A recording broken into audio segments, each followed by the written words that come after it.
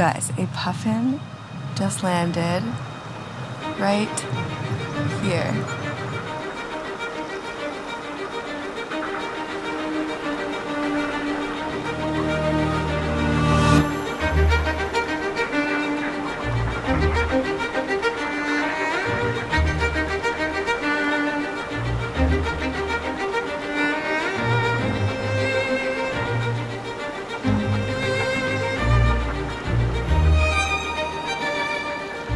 Hey everyone, and welcome back to another one of my videos.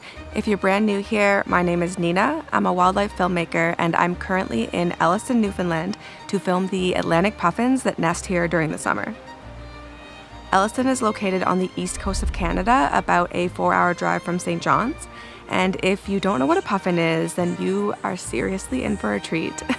They are these super cute little seabirds that kind of look like a cross between a penguin and a parrot. They spend almost their entire lives out at sea, but during their mating season, which is roughly May to September, I'm here mid-June, you can find them nesting in coastal cliffs along the North Atlantic. So over the next few days, I'm going to share with you all of the best places to photograph puffins in Newfoundland. And Elliston has the closest view of the puffins from land out of anywhere in North America. So we're going to start right here and work our way down the list. As far as accommodation goes out here, there's not a ton, but there are a handful of really cozy Airbnbs and bed and breakfasts. I found this Airbnb that has a beautiful view of the Atlantic Ocean and is only about a 3-minute drive from the puffin viewing site. Okay, it is almost sunset. That means we're gonna go see this beautiful golden light at the puffin site, and we're only 3 minutes away, so let's go. What makes this viewing site so special is just how close the puffin colony is to the mainland. It's one of the most accessible seabird colonies in the world, and somewhere I've wanted to visit for a while now. Okay, and about 3 minutes later, we've arrived at the puffin viewing site. This parking lot itself is only about a 2 or 3 minute walk to the cliffs where the puffins are. There's a little box where you can leave donations if you bring some cash. I think they go towards conservation and probably promoting the puffin site. Welcome to the puffin viewing site. For the most part, they're all located on this little island behind me, but every now and then they do come onto shore and land pretty close to you. This camera setup is what I'm using to film and photograph the puffins. My main wildlife camera is the Canon R5 with a 100 to 500 lens attached.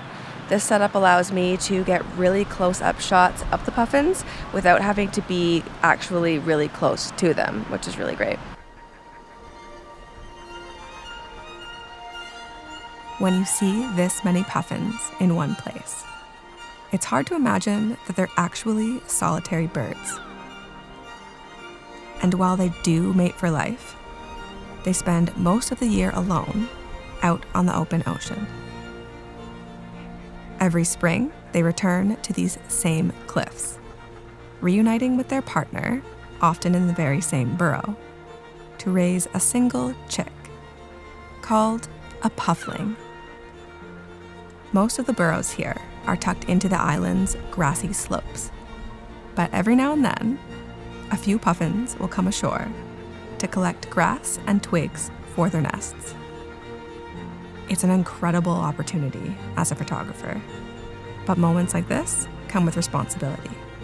We need to make sure we're always keeping a respectful distance so these birds can carry on undisturbed.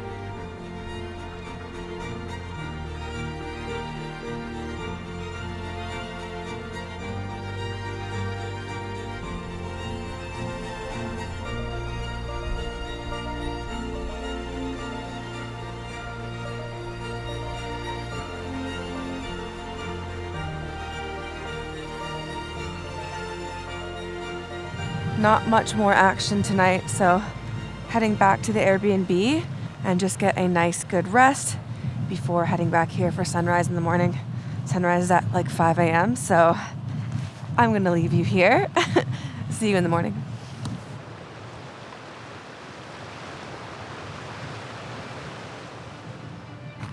It is just after sunrise in Elliston. Didn't come for proper sunrise because it is cold, windy, and starting to rain. But we're gonna go go out and see if we can get closer view of the puffins.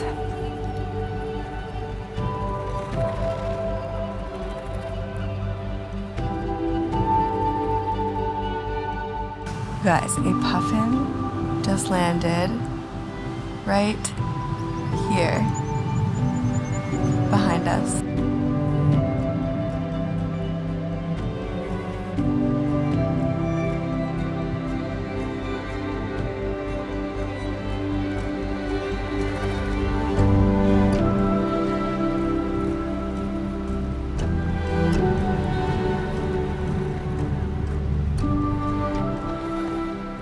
That was the closest I've ever seen one land, so that was a real treat to be able to share that with you.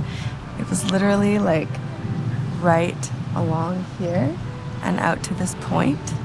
In general, I would say you never want to approach wildlife that close, but since we were just sitting here and it flew to us and landed in front of us, then I think that is ethical. I think that's totally fine.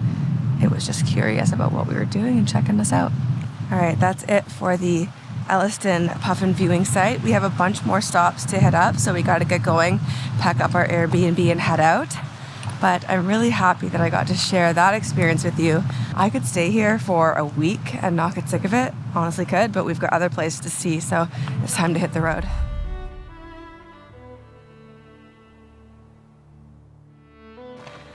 We've arrived at the Bonavista Lighthouse, and before we left Elliston, I bought myself a little tiny puffin pin, popped it on my hat in hopes of bringing good luck of finding more puffins.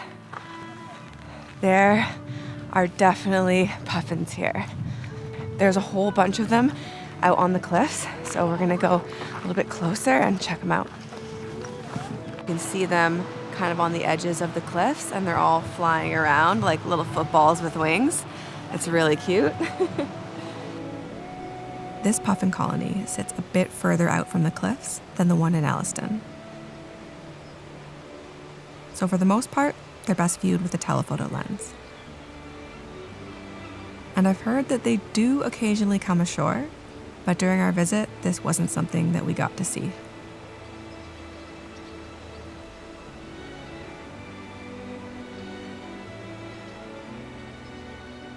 Well, that was nice. I was getting a bit worried that we'd show up here and there wouldn't be puffins, but there are tons of them out on these cliffs. So if you're here in Bonavista, this is a good spot to find them. It's starting to rain now, so we're gonna get back on the road. We've got about a 5-hour drive down to Cape St. Ecological Reserve. And apparently there are just tons of birds there, like all kinds. We've made it to Cape St. Ecological Reserve and are greeted by this very classic fog. I've read that it's either super beautiful here or like completely fogged in, and that calling ahead is a smart move. But today and this time of day is the only time that we have to come here. So just went in and spoke to the staff, and they said that even though it is really foggy right now, we still will be able to see the birds. And I did ask about puffins because I read that there are sometimes some here, but turns out they're not common here. We probably won't see them. I've got a list of the birds that we will see here today, and I'll read that to you because I will not remember all of their names. But yeah, now I'm just gonna take the 1.5 kilometer each way to Bird Rock and back and see what we can see. Made it, and you can sort of see them here. You can definitely smell them. It kind of reminds me of Antarctica. You can smell the birds before you see them. Smells a little fishy, but can you hear them? Welcome to Bird Rock. This place is absolutely insane. There's thousands of birds nesting behind me on the cliffs. Most of them are northern gannets, but there are also some black-legged kittiwakes and common murres.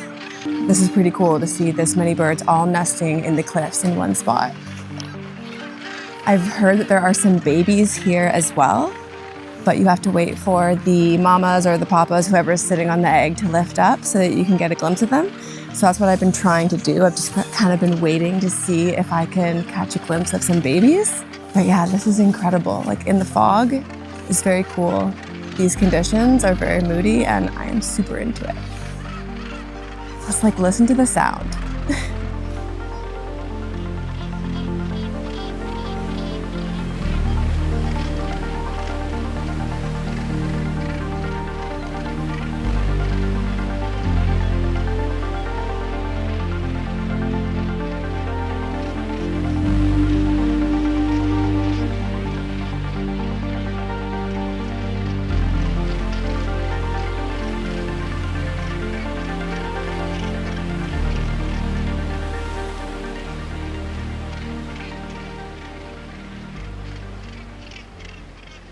Well, that was amazing. I could sit there all day.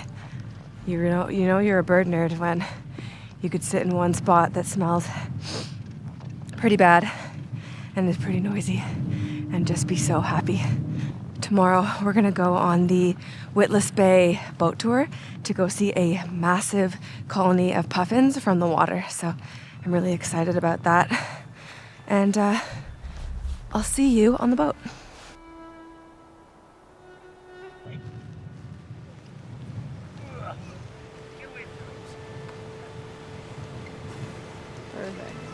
We have made it to Gatherall's Puffin and Whale Watch tour. This boat will take us out to Witless Bay, where we will see the largest puffin colony in North America.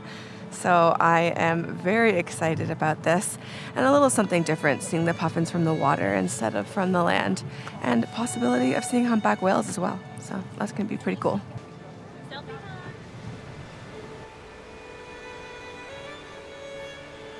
I'll admit, I was a bit skeptical about this tour. It's definitely more on the touristy side, but it was nice to get out in the water. Witless Bay Ecological Reserve is home to North America's largest puffin colony.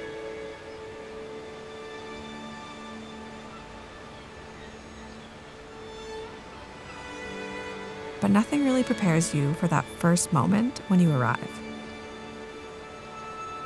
The sheer number of birds here is unreal. Around 260,000 pairs of puffins nest here each summer, turning this small island into one of the busiest seabird nurseries in North America. Soon, the little pufflings will begin to hatch, and both parents will work together to raise their chick, until it's time to disappear, back out into the North Atlantic once again.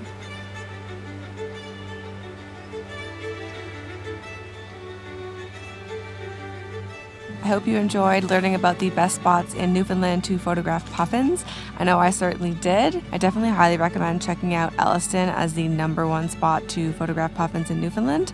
I had the best time there. You get so close to the puffins. You can stay in a beautiful Airbnb by the sea, and it's just such a unique experience. It's something that I think I will definitely come back for next year. And then of course Bonavista Lighthouse has puffins too. There were no puffins at Bird Rock, but that was one of my favorite spots. I would love to go back and see it on a fine day when there's an actual view. And if you're short on time and you're in St. John's and you just want to see puffins and get out on the water, this tour was pretty amazing too, and I really enjoyed it. So with that said, I'm going to leave you here. Thank you so much for watching my video, and if you did enjoy it, please give me a thumbs up, subscribe to my channel, and drop a comment down below. I get back to everybody. Those little things do make a big difference for me here on YouTube. So thank you so much, and yeah, thanks for watching. We'll see you in the next one.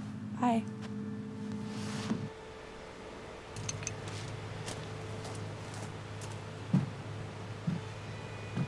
Check it out, I'm a puffin.